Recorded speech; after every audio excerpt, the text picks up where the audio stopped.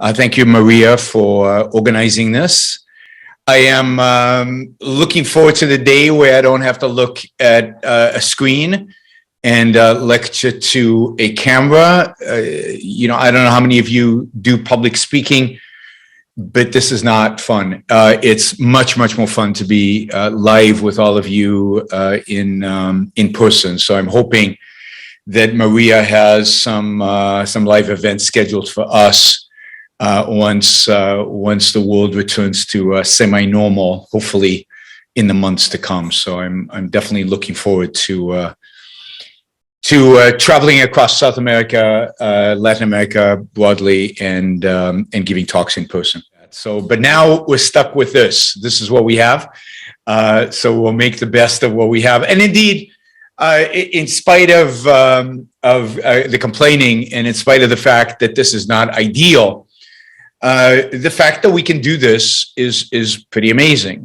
The fact that all of you are sitting in whatever countries you are in, and I don't know the range and the scope of the countries, but I assume it's a wide variety of places around the world. I assume Nixon there is in Guatemala, and I'm sure there are others here in Argentina and the United States and elsewhere. And it truly is amazing that we live in a world in which we can communicate so easily and so freely, that we live in a world in which we can communicate by video in this kind of format at a cost to all of us, really, of zero. Zoom is something everybody now has. Few of us pay very much to use it, and yet it can take our voice and our image and allow for two-way communication, and in this case, multiple-way communication across the entire world. And it's truly stunning how amazing the world we live in is today. We live, and granted, things in parts of South America are not as good as they are in the United States, and we'll get to that. But generally, we live in a world in which food is easily accessible. For really the last 200 years, or the last 100 and something years, this is the first time in human history food has always been a struggle. There's always been food uncertainty. It's always been a challenge to find food and to make sure that you can feed yourself and feed your family. We live in a world today of abundance. The major problem, I just read somewhere that I think in the next couple of years, obesity will be a bigger problem in places like Africa than malnutrition. That there will be more obese children than children who have malnutrition. We live in a world of abundance of food, and food that we can now access from all over the world. We can get I live in Puerto Rico. We can get steak from Argentina. We can get kiwis from New Zealand. We can get indeed most of the food we eat here in Puerto Rico is imported from somewhere or other around the world. You all know I always use my iPhone in these talks. I mean, think about how this device has changed all our lives and how much better it has made it. Some of us still remember having to change records and clean them on the phonograph in order to listen to music. At a click of a button, I now have access to every piece of music ever recorded, ever published, and is now made available to billions of people around the world at a marginal cost, basically of zero. And that's just one little minor feature of this thing. So it's pretty amazing. And one of the amazing things about this iPhone is that I read somewhere that I think it's 60-something countries contribute some material or some assembly or some feature of this phone. So we have these vast networks that manage to bring goods to the right place at the right time, manage to assemble the right kind of products at the right kind of price. And billions of people now have iPhones or the equivalent of them all over the world. We live longer, healthier lives than we ever had before. From a material sense, put aside COVID, put aside the last 2 years, which I know is hard, but put them aside, life has never been better materially on planet Earth. It's never been, again, healthier. It's never been easier. It's never been more comfortable. And it's never been easier and better to access the various values that we need. And yet, we also know that all of this is very fragile. We also know that our ability to prosper and to live at this kind of standard of living is not just something that happens automatically. And it is not something that is indeed inevitable. We can look around the world and we can see examples of people, countries, places backtracking and actually losing the ability to live at this high quality of life and standard of living. Whether the obvious example of, whether it's the obvious example of Venezuela in Latin America, which used to be on a per capita GDP, the wealthiest country in Latin America, and today is the poorest, where they are back to the point of struggling to find food, with the basic necessities of life, including things like electricity, are uncertain at best, and where security and ultimately health and longevity are in decline, and significantly in decline. Or whether it's countries that have stagnated dramatically, Argentina, who in the beginning part of the 20th century was on par with the United States in terms of standard of living and quality of life, per capita GDP, or however you want to measure it, and has since then stagnated and gone nowhere, and today is significantly poorer in almost every aspect than the United States. We know that success and prosperity and the material goods that we all take for granted, it's very easy to watch them disappear. I mean, even right now, as we speak, in the United States and much of the Western world, and I'm sure in Latin America as well, there's a lot of talk about supply chain bottlenecks and the difficulty of getting goods to market, and long trails of ships outside of ports that cannot arrive, a shortage in the United States of workers, a shortage all over the world of productive capacity to meet the increased demands that have occurred over the last few months, really since the pandemic.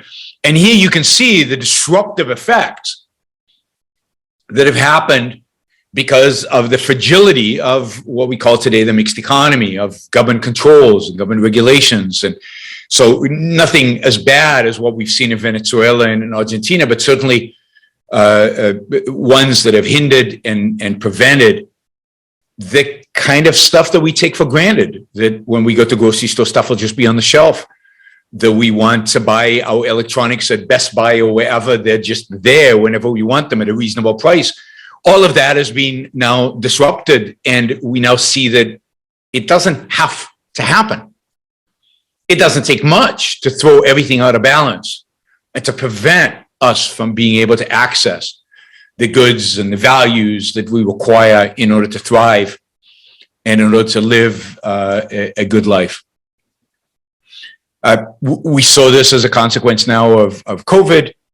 We have seen COVID generally challenge this standard of living, challenge our longevity, challenge our health, challenge us in a wide variety of ways. I would argue, and you can ask me in the Q&A if you're interested, that we have failed miserably in dealing with COVID and protecting the lives or allowing individuals to protect their lives with COVID. That we've done a terrible job of securing a quality of life and standard of living over the last couple of years.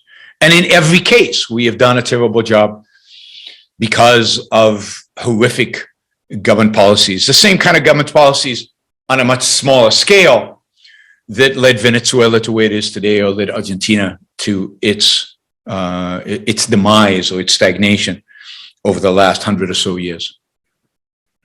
So if we look at all the things that throttle our success, that throttle progress, that throttle our attainment of values and our achievements of the material necessities that we need in order to survive and to live, which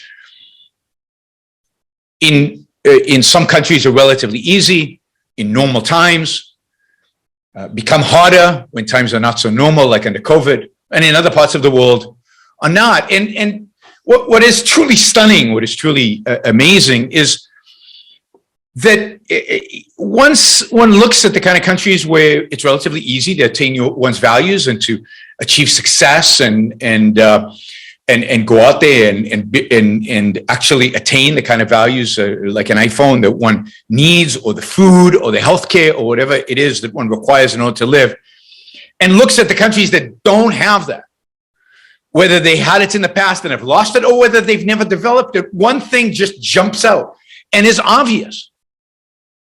And that is that the countries that don't have the material wealth, the material success, are the countries that have throttled, that have diminished freedom, have diminished the capacity of individuals to pursue their own goals, to live their own lives based on their own values. It is stunning how obvious it is that it is freedom that makes all of this possible. All of the success that we've enjoyed as human beings over the last 250 years. Indeed, as I think most of you know, 250 years ago, we were all poor. 250 years ago, life expectancy in the West was 39. 250 years ago, even if you were the wealthiest person on planet Earth, life, the technical term is, I think, sucked. We have made so much progress over the last 250 years. As Deirdre McCluskey calls it, the great enrichment. And the correlation between that and freedom is truly stunning. But I think one underappreciated aspect of freedom is to ask the question of who in particular has made and is making and makes on a daily basis all of this success, all of this prosperity, all of these gains possible.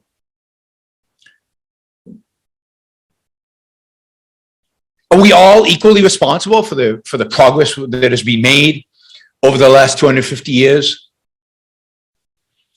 And again, if one looks at who has exploited freedom to benefit mankind the most, it becomes obvious that it is the producers, the businessmen, the creators, the builders, who have created the modern world through their hard work, through their effort, but most importantly, through the use of their mind in solving our problems in terms of what is necessary for our survival, providing us the means to survive, to thrive, to grow, to prosper, to make our lives better. From the great businessman in the 19th century who built America, who created the millions and millions and millions of jobs that provided income to millions of people, provided them with security, and of course provided us with all the goods that, again, we take for granted. Whether it was Rockefeller, who made it possible for us to suddenly have cheap energy that we could use, that we could then use in order to improve our lives, first to light our homes. People forget this, and people don't appreciate the fact that just 200 years ago, we lived in darkness. When the sun set, so did light. The rich, the wealthy, could maybe afford whale oil in order to light their homes. But 90+% of us, when the sun set, had no light. If we burn a fire, it was dangerous, there was smoke, it was unhealthy. Most of us just slept at night. What Rockefeller did was by lowering the price of oil, by refining it, by investing in science and technology, in growing the business, by innovating, he lowered the price of just something simple that, again, we take so for granted today, like lighting, to such a low cost that everybody now could afford it. And suddenly the world was lit. Of course, Rockefeller ultimately was driven out of that business by electricity. And today, light is everywhere. I think one of the most dramatic photographs you'll ever see in terms of the benefits of freedom as compared to the suffering of authoritarian dictatorship, slavery-like conditions, is that photograph that I'm sure all of you have seen of North and South Korea at night, where South Korea is all lit up from electricity. And North Korea is completely dark, nothing there, no light. They still live, as all of us did 200 years ago, in complete darkness. And often speakers use that example and say, look, South Korea is free, North Korea is not. That's explanation. And it is, but free to do what? Free to innovate, free to produce, free to create, free to compete, free to provide values, free to consume those values. But in order for us to consume those values, somebody has to produce them. And it is those great businessmen who electrified the world, who provided electricity to all of us. It is, again, going back to the Rockefeller example, automobiles are not just here. They are the product of people like Rockefeller who provided gasoline at a very cheap price. The great innovators who put together an internal combustion engine, and the great businessmen who put it all together into an automobile and created an entire industry that, again, we kind of take for granted. It just is a product of freedom. No, it's a product of the great geniuses that freedom allows to express that genius by producing values for all of us. It is those businessmen in the 19th century who made the United States from a third-rate colony in 1776 that the British, barely fought because they had bigger fish to fry. They were too busy fighting with the Spanish and fighting with the French, who were real empires. America wasn't that important. And yet within 130 years, the United States was the richest, most powerful nation in the world. That didn't just happen. It happened because people, individuals, went out there, built, created, innovated, produced. They made the modern world. They created the wealth, and they created the products that all of us consume. They turned America into a powerhouse. And to some extent, that was happening in a place like Argentina in the 19th century. There were businessmen, there was innovation, there was production, there was entrepreneurship. And the big difference in the end between Argentina and the United States from 1914 on, if you will, is that to some extent, lower extent, it continued in the United States. Innovation continued, entrepreneurship continued, production continued, business creation continued. In Argentina, it was throttled. It was stopped through regulations, controls. Indeed, we are rich because the businessman is free to produce and create the goods for us. And of course, who is the businessman? It's potentially any one of us. We are free. So freedom leads to production, but it doesn't lead to production through some inevitable, mysterious way.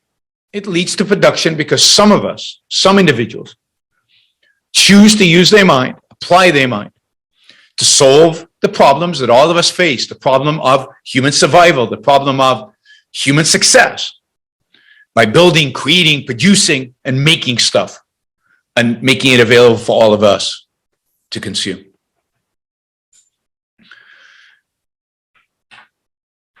It is businessmen who carry the world forward, who produce the goods, the services that make our life, make the lives of 8 billion people possible.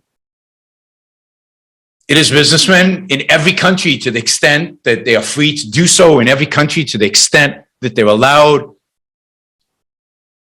every country to the extent that it is creating, that there is wealth being created. It is businessmen who take the science of the day, who identify needs and human potentials and reshape reality, reshape the world using that scientific knowledge in order to fulfill some need that we don't even know that we have, some improvement in our lives that we don't even imagine can be created. I never could have imagined an iPhone until I actually saw one, until Steve Jobs taught me that this is what would make my life better, indeed, that this is what I needed.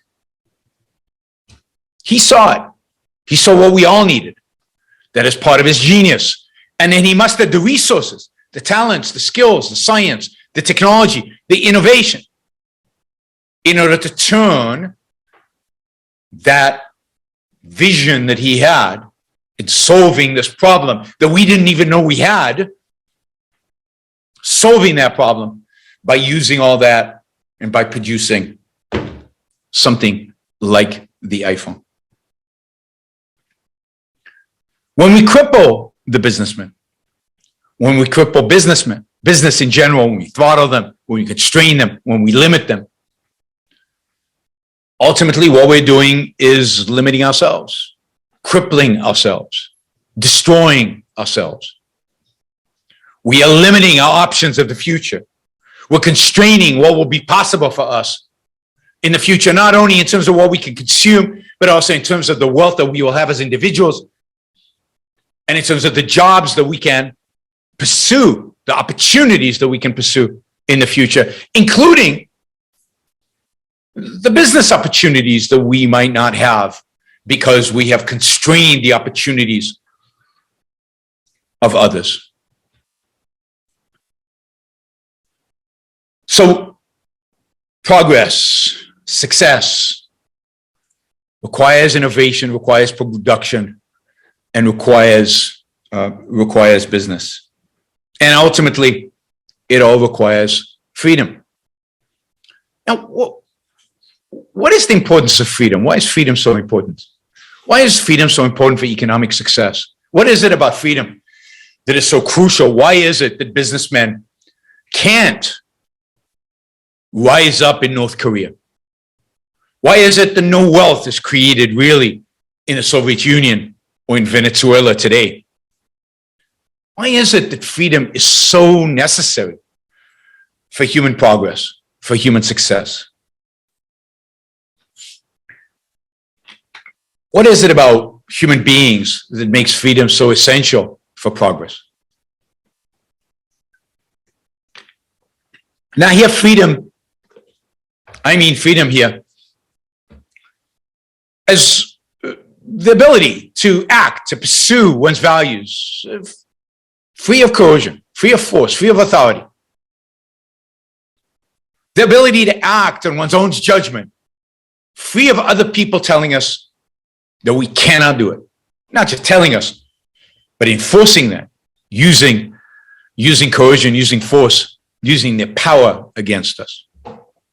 Why is this freedom so essential to human progress? Why is there such a correlation between freedom and wealth creation? I mean, nobody really expected it.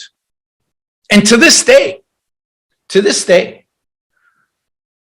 Nobody really accepts it out there in the world. The fact is that we're constantly barraged by ideas from central planners of various forms.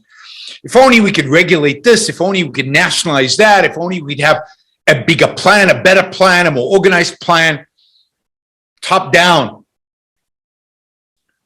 We could be richer, we could be better. I mean, every economic proposal made by any politician anywhere in the world today is about somehow tinkering with our freedoms, limiting, constraining our freedoms in some regard. And they always sell it as this will make it better. This will make us, this will make us richer. I mean, I've never seen a politician say, look, I know that government policy makes you poorer, all these regulations, all these controls, all these limitations of freedom actually make you poorer. That's okay. These regulations are more important than whether you're poor or not. We're good with it. It's always explained in terms of, no, we're making things better. We're actually going to make you richer through these controls and these limitations and these regulations. Most people don't see the relationship between freedom and wealth creation, between freedom and innovation. Indeed, most people have a conception that in order to create wealth, one must plan. Indeed, in the United States, we've got a left and right on the political spectrum today acknowledge that we need some kind of national plan in order to secure America's wealth and make it a prosperous country. We need central planning of one form or another. Nobody challenges the idea, for example, of, a central bank dictating how much money we should have, what interest rates should be, who can and cannot exchange that money. Nobody challenges that. The assumption is that we need a central bank because that's what makes us wealthier. So this idea of linking freedom with wealth creation, while it seems obvious when you just look out there in the world and compare countries based on their wealth and based on their freedom, it seems obvious that there is a relationship. Almost nobody understands why. What is it about freedom that makes us wealthier? And to understand this, I think this is where Ayn Rand provides us with insight that really no other thinker has ever provided us.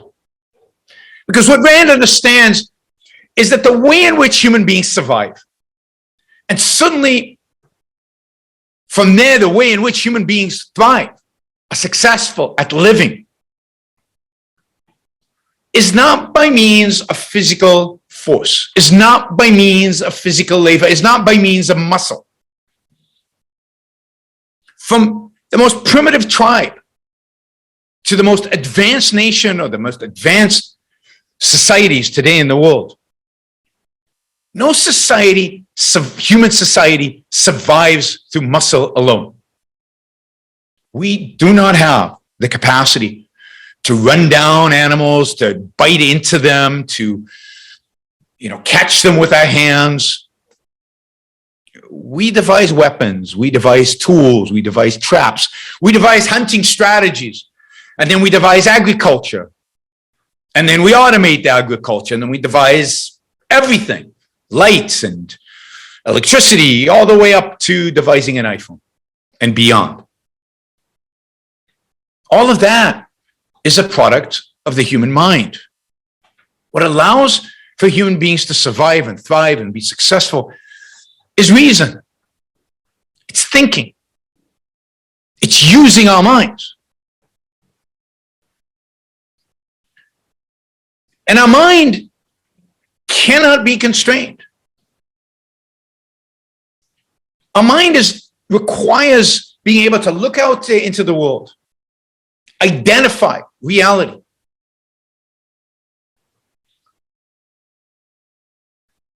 it is about being able to integrate the facts that one observes out there, integrate them into new ideas, new concepts, and then imagine what is possible and then go out into the physical world and change the physical world to make what is possible, what we imagined, a reality.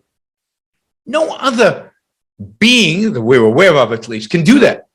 Certainly no other being on planet Earth can do that. It's what makes human beings human beings.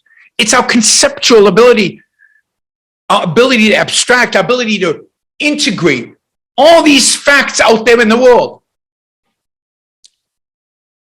Then come up with ideas how to create something new and go out there and do it. But you see, the human mind, in order to act in this way, in order to be able to make these integrations, and then in order to be able to go out there and guide us in changing our environment to fit our needs, requires freedom. When you constrain our vision, when you tell us you cannot look over there, you cannot question the dogma, you limit what we can integrate. You limit what we can imagine. And of course, once you limit our minds, you're going to limit our actions as well. So whether it is the church or whether it is other forms of authority that constrain our ability to think about the world because they constrain what facts we're allowed to consider, what experiments we're allowed to run, what thoughts we're allowed to have, and then constrain what actions we can take based on those thoughts. Then when you do that, what you're ultimately constraining is our ability to change the world, to make it better, to innovate, to produce. Every single innovation, every single product that has been produced in human history is a product of the human mind. And it's a product of a human mind that thought outside what people call outside the box, a little differently, integrated things, saw things, imagined things, was willing to create things that nobody else had been willing to do. Nobody else saw an iPhone. Nobody else could put it all together. And we usually in history, in unfree societies, when somebody innovated or somebody created something new, we often burnt them at the stake. We often killed them because they were challenging the dogma. They were challenging the status quo.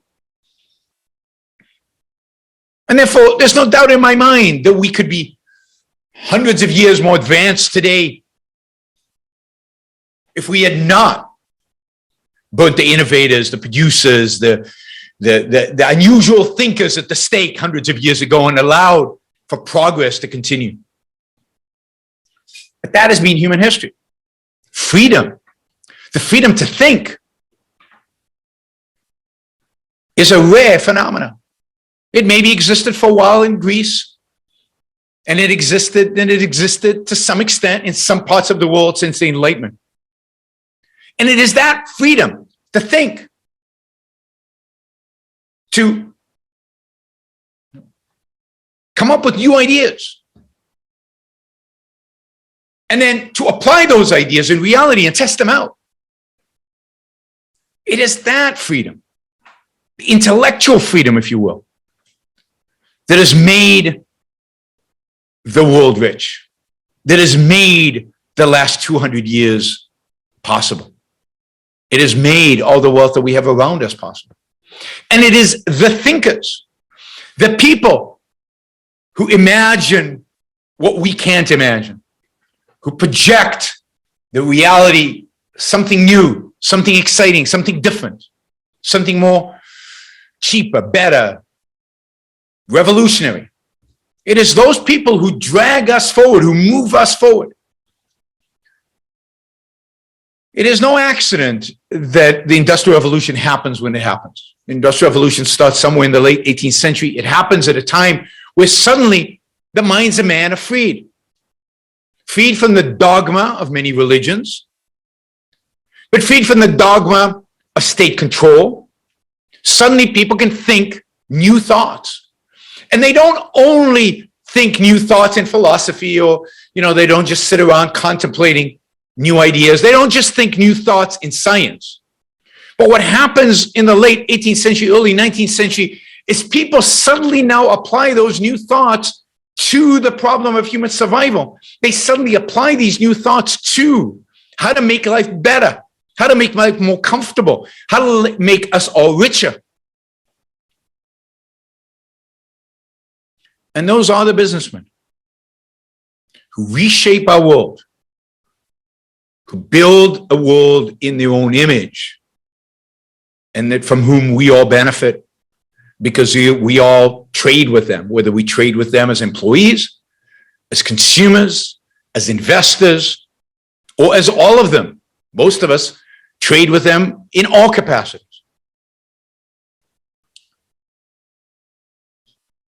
And yet, sadly, tragically, they are, in our culture today, portrayed as the villains. Whether it is in our movies, in our novels, by politicians, in almost every aspect of our culture. Businessmen, the producers, the creators, the people who really carry this world on their shoulders, who move civilization forward, are the villains. The villains for being rich, the villains because we have a culture that has no concept of where all the material wealth that they enjoy comes from. They are the villains because the power lusters need a villain, they always have. And they exploit the envy of the people.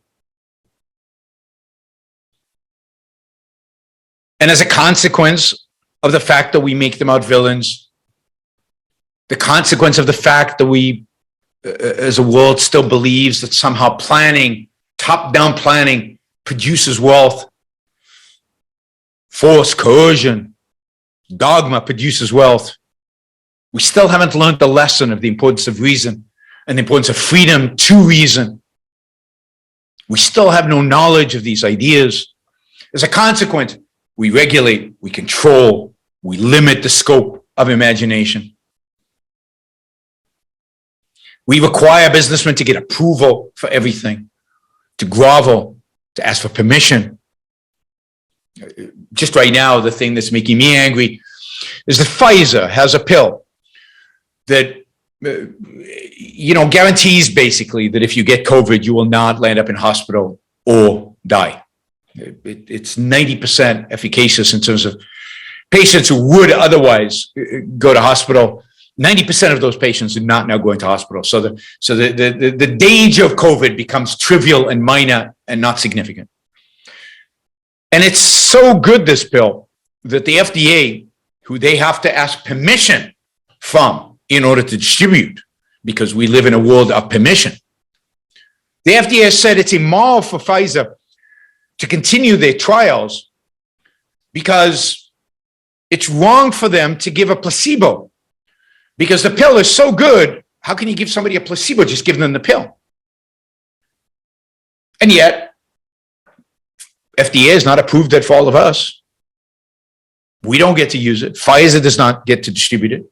It is sitting on tens of millions of doses, just sitting there. People are getting sick. People are going to hospital. People are dying.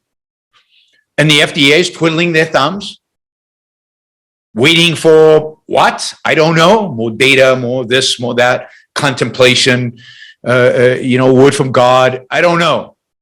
So that at some point they will approve this bill. I'm sure they will at some point. But how many people are dying right now unnecessarily because they're taking their time?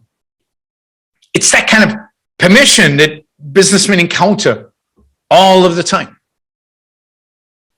And that is limiting our growth and our progress and our success.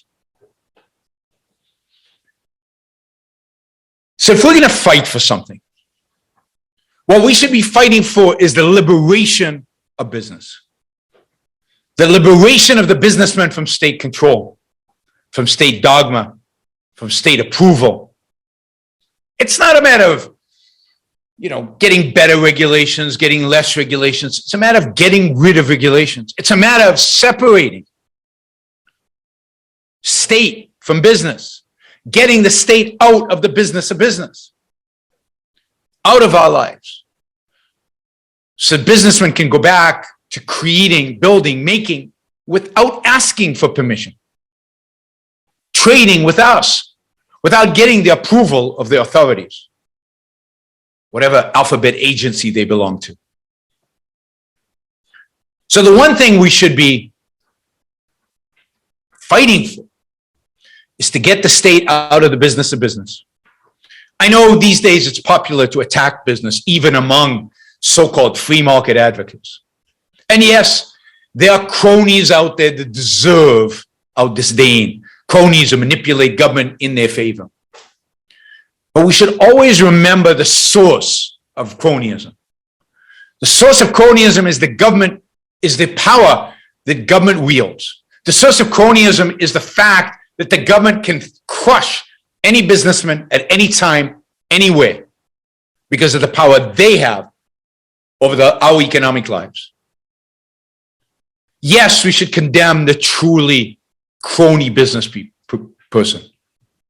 But we must also recognize that the source of that cronyism, the reason that crony businessman exists, is because of the power we have granted governments. And that is what our primary focus should be on, fighting them. But there's a second thing we should be fighting for. And that is, we should be fighting for, in a sense, the virtue of businessmen. We should be encouraging them to be proud, to acknowledge their own value, to fight for their own freedom. There is no more noble a profession today on planet Earth than to take what reality provides us, to use knowledge to reshape it, to turn it into something that enhances human life. There is no more noble a profession today on planet Earth than to be a businessman. In spite of all the attempts of governments all over the world to crush them, to stomp on them, to regulate them, to control them, they still work hard. Whatever, within the scope of what is allowed, they use their minds to improve our lives. We should be thankful. They should be proud. And we should imagine a world in which we are all free, really free. Imagine living in a permissionless world where we don't have to ask permission to produce or to consume, to create, to build, to make. However rich we think we are today, however successful we are today, however long and healthy lives we live today, in a world like that, we would be so much richer, healthier, and really, most importantly, happier. Thank you all, and I think we've got time for questions.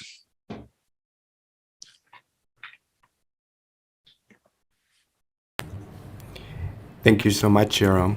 Can you hear me well? I can. Hi, Ricardo. Hi. That was a very insightful talk, and I have a couple of questions to ask you as a follow-up. But let me make a short announcement to the audience. Un recordatorio para la audiencia de que si quieren hacer preguntas, sea en español o en inglés, la pueden hacer en la sección de preguntas y respuestas que encuentran abajo en la pantalla de Zoom. Okay, so Yaron, I have a couple of questions. One of the interesting things you mentioned is that today it's common for people, and I would argue especially for young people, to take this progress, this wealth for granted. Yes. Ignoring the long historical and intellectual development that created the conditions for this to be even possible or conceivable. My question is, do you think altruism, by claiming that we are our brother's keepers by duty, is somehow responsible for this indifference, if not ungratefulness, for the wealth we enjoy today? Yes, in I think a variety of different dimensions. I don't think it's even in just one way. Altruism is vicious. It's a vicious ideology that it really is throughout our culture, it's throughout our world, and it has impact on almost everything that we do. But you think about this idea of taking stuff for granted and taking the wealth that we have for granted. I mean, how can that be altruistic? Well, again, in a number of different dimensions. First, let's just take one. The very fact that the people who produce the wealth don't take credit for it, because that would be selfish. That would be self-interested. That would be boastful and prideful. And we know those are all sins. So businessmen will often say, oh no, no big deal. I didn't do anything really special. Anybody could have done this. I mean, and everybody says, oh, he's so humble. Isn't that amazing? And that humility, I think filters into the culture and say, well, okay, even he admits he didn't do anything. What's so special, right? Stuff just happens. It's just here. The iPhone just sprung out of nowhere. Luckily, Steve Jobs was not particularly humble, which is an advantage. So part of it is that the producers don't take the credit, and of course, nobody gives them the credit, because again, altruism doesn't allow you to give the credit, because then you're recognizing that somebody acting in their own self-interest, the profit motive, the enjoyment of producing and creating, is actually made the world a better place. When altruism teaches us that really, in order to make the world a better place, in order to help your fellow man, in order to be your brother's keeper, you have to sacrifice. Right? Sacrifice is the essential. I mean, it's shocking, because if altruism really cared about other people, right? If altruism says you should care about other people, right? You should care about their happiness, their success, their prosperity. If altruism really cared about other people, if that really was the framework, then wouldn't Bill Gates be a saint and Steve Jobs be a saint? I mean, Rockefeller, Carnegie, all these bad guys, wouldn't they be saints? Because they've helped more people than anybody on planet Earth, not on their charity, but in their business. Isn't the way you make money by improving the lives of your customers, by improving the lives of the people you trade with, your employees, your suppliers, your customers, everybody? So somebody like Steve Jobs or Bill Gates have improved the lives of billions of people on the planet, and yet they get zero moral credit. And the reason they get zero moral credit is because they didn't suffer doing it. They didn't show pain. They enjoyed it. They made money off of it. So the whole conception of altruism is not about helping other people. It's about suffering in the process. So we have no way to appreciate what they've done, because altruism tells us they're happy, they're successful, therefore they must be bad. And it's harder for a rich man to get into heaven than a camel to go through the eye of a needle. Is the religious version of it, in a secular term, whether it's Kant or whether it's Comte, the French philosopher, saying that if you kind of meet a happy person, be suspicious, because happiness in a sense requires self-interest, and self-interest we know is evil and wrong, and therefore don't trust happy people, and then don't trust businessmen. So yes, I think altruism has a lot for us. The world just is, because we can't give credit to anybody, because if we did, it would have moral implications for us. It would actually suggest that these people deserve are good guys or have improved the world, and that would throw our form of altruism into total confusion. And I'm sure there are other ways in which altruism affects us as well. Thank you. So I have another question. This is kind of a question for contrast to really get your view. Sure. So there is a growing, I would claim it's a positive movement, which is progress studies, who are intellectuals who are devoting their time to studying precisely this kind of development, why the world is so rich. And they recognize the value of ideas, the value of freedom of thought. But I think their emphasis sometimes is quite different. And I have an example in mind. The example I have in mind is the self-styled rational optimist, Matt Ridley, who claims that who puts the emphasis not in ideas per se, in the individual conception of an idea, but what he calls ideas having sex. Mm-hmm. That network of cooperation that allows you to create an iPhone. And you mentioned that, how an iPhone involves a network of goods, of minds who come together into one product. So do you agree with this view, or do you think your view gets something more fundamental that Ayn Rand recognized? How do you see this argument? So first I'd say that I'm very encouraged by the progress movement. I think they do good work. I think it's important work to do. I think that understanding progress in all its details and explicitly is a good thing, and making observations about the environmental, political factors that are involved in bringing about progress is really, really, really crucial. But I think there are two real problems with most of the progress movements, and that is their agnosticism when it comes to morality, and to some extent their agnosticism when it comes to epistemology. I mean, Matt Ridley, as you said, believes to some extent that progress just happens. Yes, you need to be free. You need some level of freedom. You need to have certain things there, but then the individual doesn't really matter. Individual thought or individual ideas or individual don't really matter. It will just happen. If you don't have the idea, I'll have the idea. Somebody else will have the idea. If there's no Steve Jobs, we'll still get an iPhone. Might take a year longer. It might not. And I think that is it's a wrong way of looking at the world. First, I think it's false, right? Certainly for most of us, it's true that we're, in a sense, when it comes to production, maybe interchangeable. Few of us make contributions that truly nobody else could have made, but some do. I mean, is the world just going to be exactly the same if there's no Isaac Newton? Is the world going to be the same if there's no Aristotle? Would the world be the same if there was no Ayn Rand? I mean, maybe one day the ideas would be discovered anyway, right? But how long? 1,000 years? 100 years? Somebody has to do it. Somebody has to think it. And at various levels of genius, those people are unique. And the more brilliant they are, the more extraordinary they are, the more original thinkers they are, the more unique they are. But ideas don't have sex.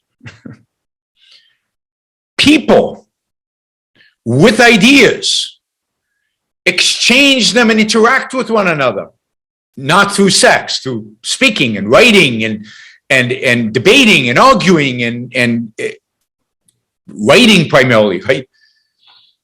They allow those ideas to develop into new ideas, to build one idea on top of the other. But that requires people to do it. And there's no accident that if you limit ability of people to write and speak freely, ideas stop having sex, right? Not because ideas can't do it, because ideas are not independent of the human beings facilitating them. So to divorce progress, innovation, creativity from individuals is a massive mistake, I think. And I think Ridley makes that. And it's an epistemological mistake. Somebody has to do the thinking. And here's the problem, the two problems that, that's Matt Ridley's particular, but I'd say broader speaking. I don't think there's a real appreciation for human reason and for the principle of human reason and for principles more broadly. There's much too much of an empiricist attitude towards progress studies where, look, we've got 5 cases in which this happened. We've got 7 cases in which this happened. Both these situations seem like they're pro-progress, but we can't really draw too many broad abstractions from those. We need 20 cases in order to draw, and then the abstraction can be, we can't have certainty, and everything has to be probabilistic and Bayesian and whatever. They're very careful in terms of, and they don't, I think, have a proper view of how to get to principles, and the principles that define progress and allow progress and what progress requires. And in that sense, they're lacking a proper foundation of epistemology. But then I think they also seem, and this is where I think Deirdre McCuskey is a little different, but I think she hasn't had enough of an impact on progress studies.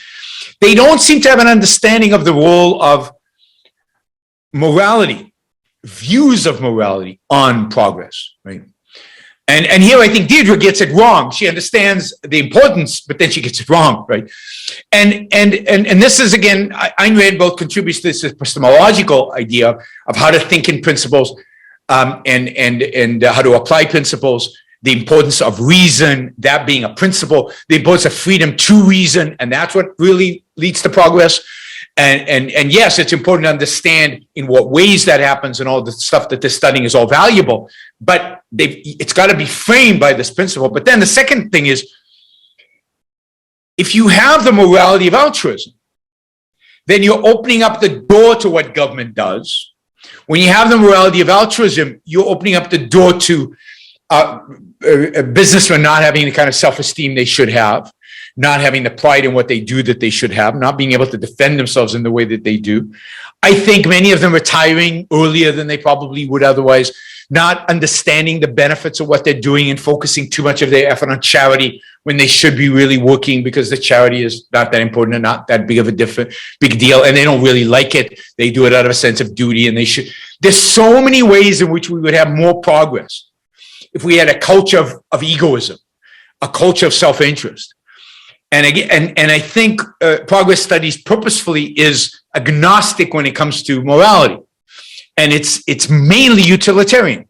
But I'd say most people, most economists, most free market economists, and most I think in the progress movement, to the extent that I know, are utilitarian. The most happiness to most people, and as we know, utilitarianism is a very, very dangerous ideology, dangerous philosophy, and it opens up to all kinds of things, including state control and state limitations.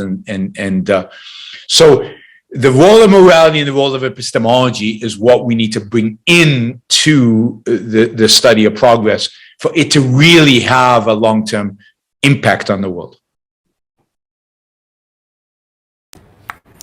Thank you so much. I can say I have used my privileges as a moderator very well. Excellent. A lot of food for thought.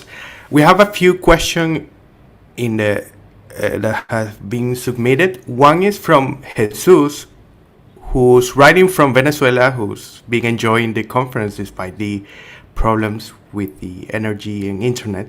Yes. And he asked, how can one fight for liberty and against the excessive social control, especially after the pandemic, effectively when you are in a totalitarian dictatorship such as Venezuela's?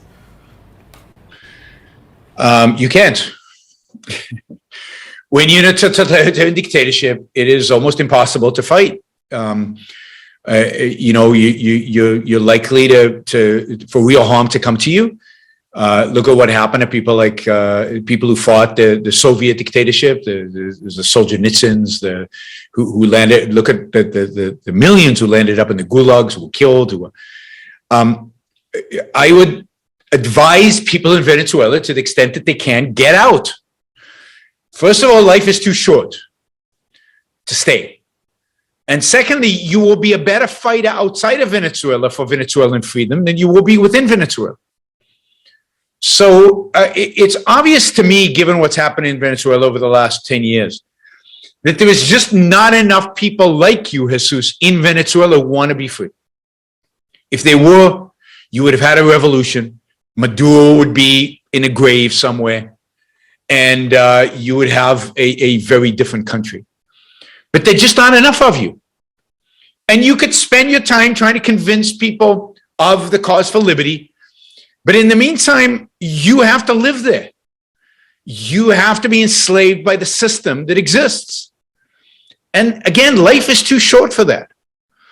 And I want to make an important point about, you don't owe the country of your birth anything.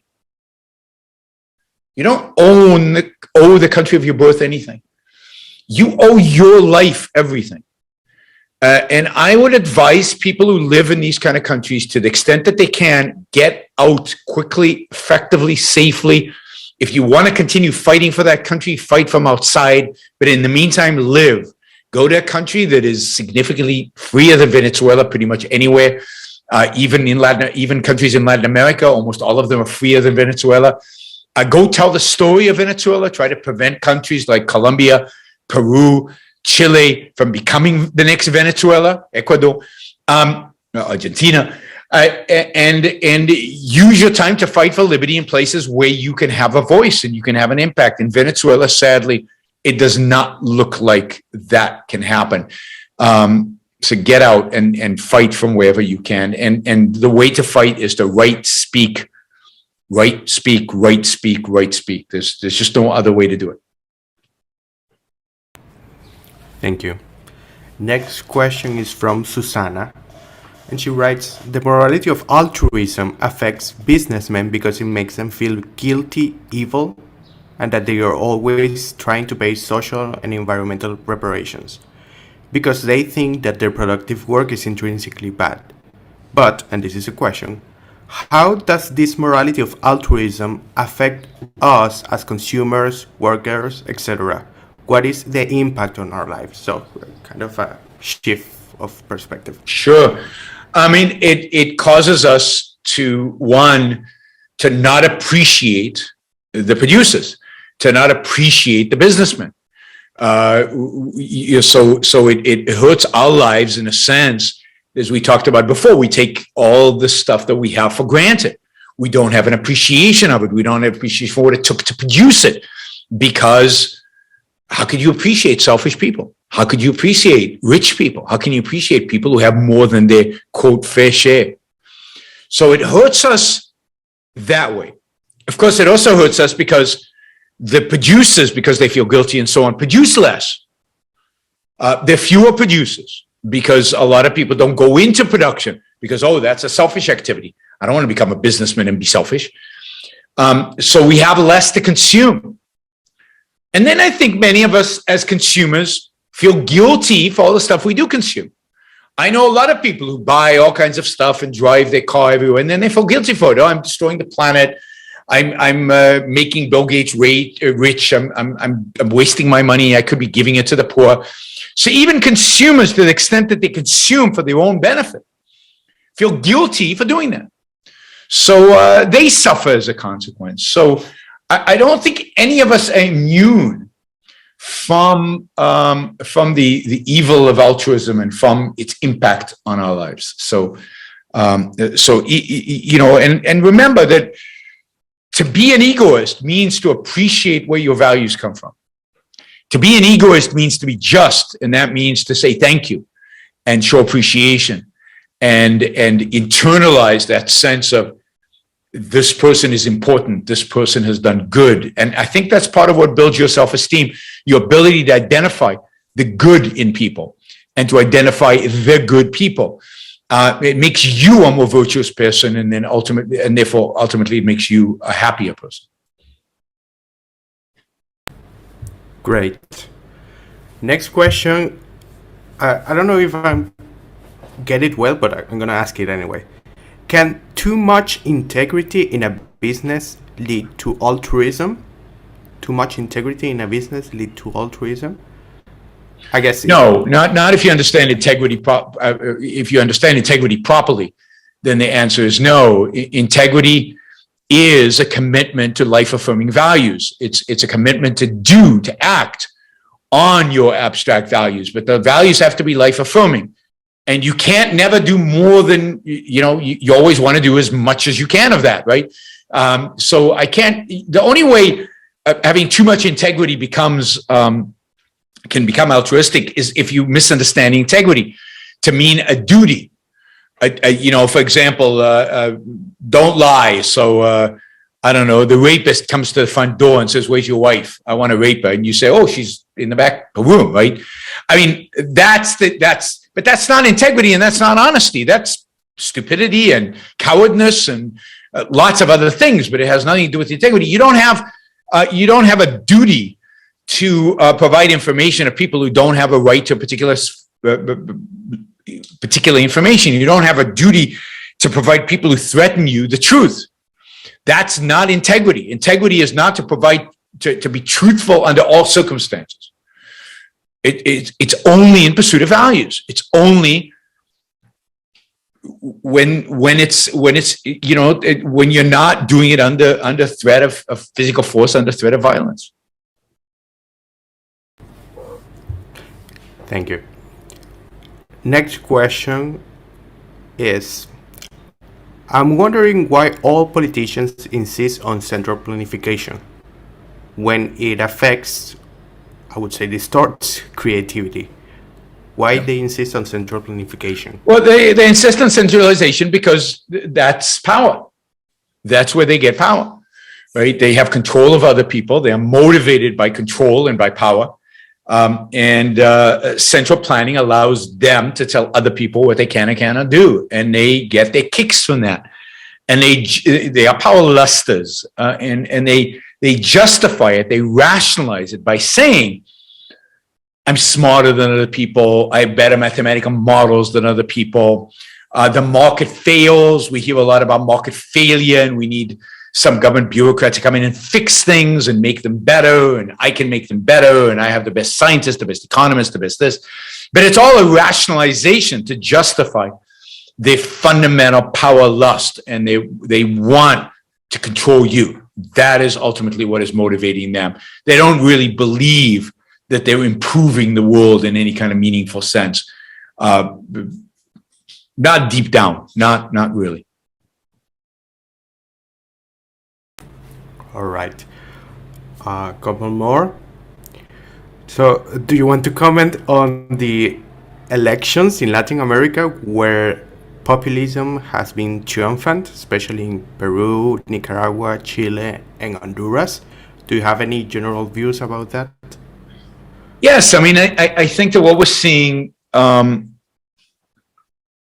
all over the world, because I don't think this is separate from the rise of populism in Europe and the rise of populism in the United States and the rise of populism really everywhere, is that the pro-liberty side, the pro-freedom side has basically given up, or basically given up on the idea that principles can win, that principles should be defended. And then we now have left the political landscape to populists of all stripes, to people who believe that individuals don't matter, people who want power for power's sake, people who want to control our lives, whether from the right or from the left. But the idea of individual liberty, the idea of individual freedom, the idea of the individual mind, the idea of an individual mind pursuing individual values, that is gone. That doesn't exist. So in Chile, you have a choice between a Catholic, so-called free market authoritarian, and between a Marxist authoritarian. In Peru, you now have a Marxist populist, whatever the hell that means, right? It's a soft Marxist, a Marxist who's gonna only do Marxist stuff that people like, I guess, or his cronies like. All over the world, you get populist of the left and populist of the right. Nobody committed to principle, really. Nobody committed to ideas. Ideas and principles generally are out. They're unfashionable. Nobody believes in them. And it's not just advocates of liberty. I mean, the Marxists don't really believe in Marx anymore, right? And the ones who do are not the ones who are running for office. The Marxists are populist Marxists. They're going to go after the rich. They're going to redistribute wealth, but they're not going to give power to the proletarian, God forbid, right? They're not going to actually have the proletarian decide their fate. They're going to decide the fate. They know what's good for the people. They'll figure it out. I think what we've seen is the death of ideas and the death of principles and the death of a commitment to ideas and principles. And now it's just emotionalism on both sides. And then it's a question of who's gonna attract emotionalism more. I mean, I'm glad to see that Chile hasn't gone full blast left, that it hasn't committed itself, as it seemed like it was going to about a year ago, to a completely Marxist leftist ideology. So I'm glad that there's been something to counterbalance that. I'm saddened by the fact that that is manifest in somebody who is as committed to religion and committed to tradition and committed to, I think, ultimately populist authoritarian values as the person who won, somebody who admires Pinochet. Pinochet did some good things, but he was a nasty, horrible guy who killed and murdered thousands of people in the name of control and in the name of power. And the idea that the right now is misses Pinochet and wants more Pinochet-like politicians is a complete bankruptcy of the right in Latin America and beyond. I mean, when the American right now worships Orban of Hungary, who has basically, crushed free media in Hungary, and has no free markets, has basically moved away, is not made one single move towards more freedom economically, or they admire Poland for having conservative social values and imposing those from above. This is the real tragedy. I think that there is no representatives on the right who represent personal liberty and free markets anymore. We're seeing the complete abandonment of ideas and principles on, particularly on the right. I'm not sure they ever existed on the left.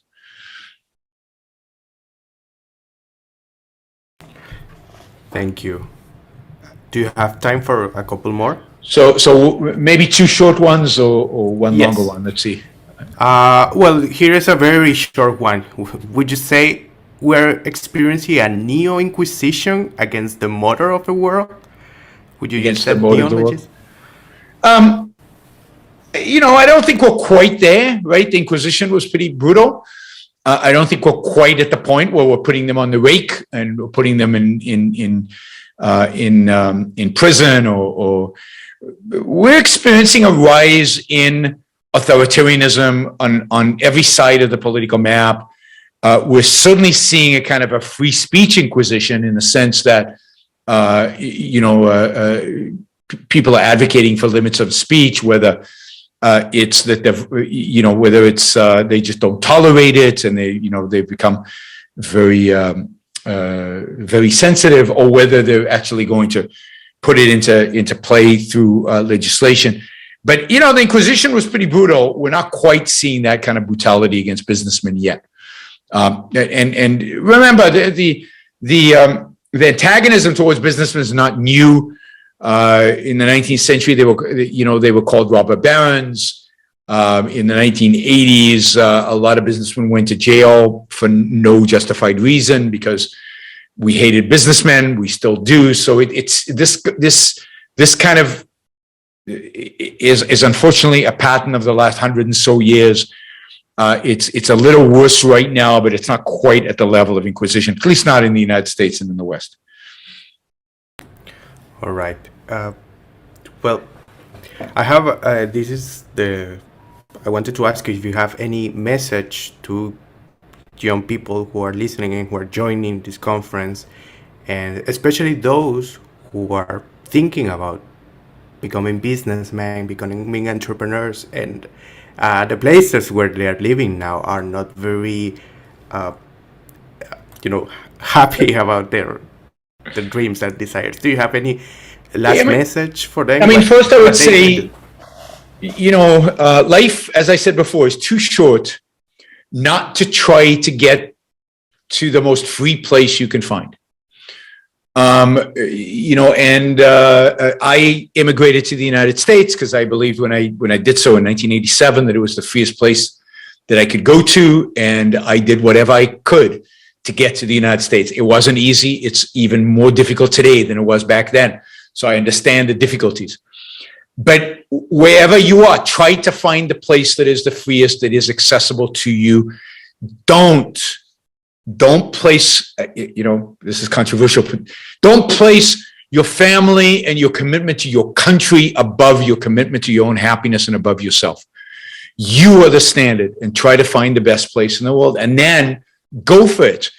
Pursue your dream. Work hard, try to make it a reality, do what is necessary to fight for your own happiness, for your own success, for your own career, for your own vision of the world. Don't give in. Don't let others, to the extent that it's in your control, don't let them limit you. So the future entrepreneurs, you are the heroes. You are the good guys. Don't let anybody convince you otherwise. Have pride in what you do, and fight for your own happiness, and never give up on the fight for your own happiness. That's what it's all about. We could talk about capitalism, liberty, freedom. All of that is great abstract notions that we should fight for. But at the end of the day, what it's all about, the bottom line is every one of our happiness and our ability to pursue our happiness. Thank you, Yaron. Thank you, Yaron, very much. Thank you, Ricardo, for being our moderator. It was a very inspiring talk. So again, I hope to have you here next year, to see you here, to be able to gather 500 people, and let's move on. So thank you very much. Looking forward to it. Bye, everybody. Thank you very much.